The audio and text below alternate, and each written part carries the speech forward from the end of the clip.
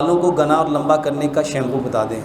میرے محترم بھائیوں، بالوں کے لیے بہترین چیز لمبا سجدہ کرو۔ ایک لمحے کے لیے ذرا سوچو، جب آپ سجدہ کرو گے سارا خون کہاں آئے گا؟ ہم ساری زندگی چیزوں کے اوپر انحصار کرتے ہیں۔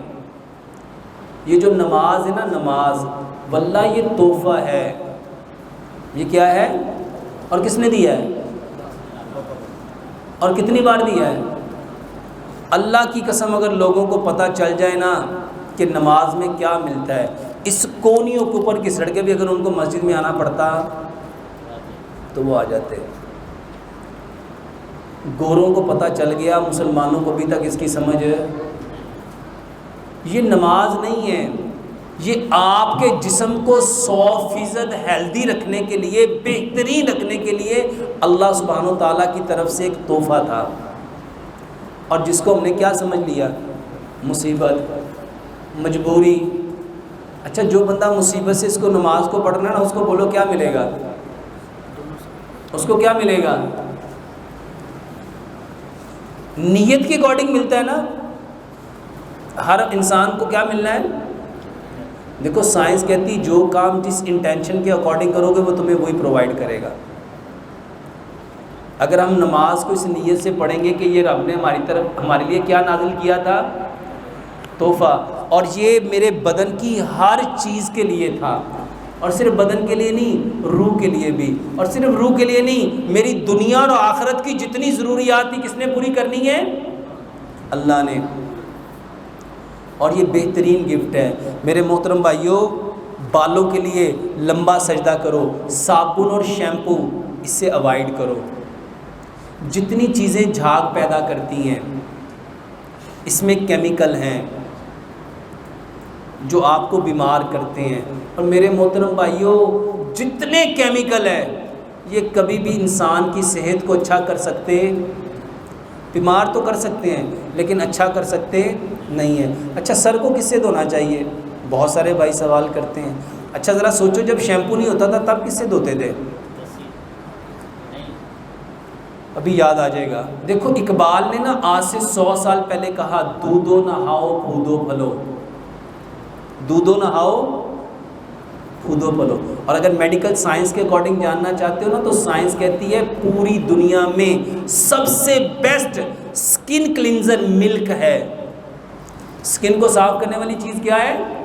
دودھ۔ دودھ سے نہاؤ، دودھ سے نہاؤ۔ بھائی ہنس رہا ہے، دودھ سے کیسے؟ میرے محترم بھائیوں، ایک بات سمجھو، دودھ چاہیے کتنا؟ جب ہم اپنی پورے جسم پہ سرسوں کا تیل لگاتے ہیں تو کتنا کا لگ جاتا ہے؟ کلو کا لگ جاتا ہے؟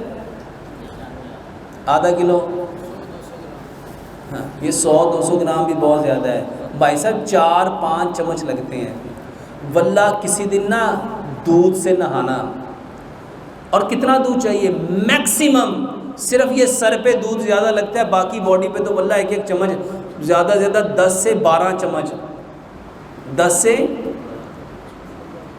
اور نہا کے دیکھو، آپ کی نانیاں دادیاں اسی سے نہاتی تھیں، نہاتی تھی کہ نہیں نہاتی تھی؟ اور اس کے ساتھ میرے محترم بھائیوں، 2 دانے آملے کے لو، 2 دانے سکا کائی کے لو، 2 دانے ریٹھے کے لو، 2 دانے ہریڑ کے لو، 2 لیٹر پانی میں اس کو کوٹ کے ڈال لو۔ یہ آملہ، سکا کائی، ریٹھے، ہریڑ، اس کو اچھی طرح رات کو ابال کے چھوڑ دو، صبح اس کو چھانو، اور جو دودھ لگایا ہے اس پانی سے نہا لو۔